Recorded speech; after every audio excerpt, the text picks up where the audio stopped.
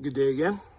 I just want to show you cabin air filter locations for all three of them on 2018 Peterbilt.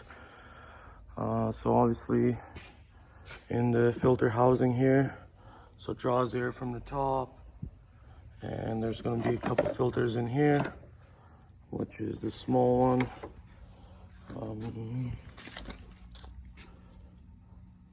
F37 1018, and then on top of it goes a large one, which is SR 20092, and most importantly, there's this filter here, SR 20091, which is a recirc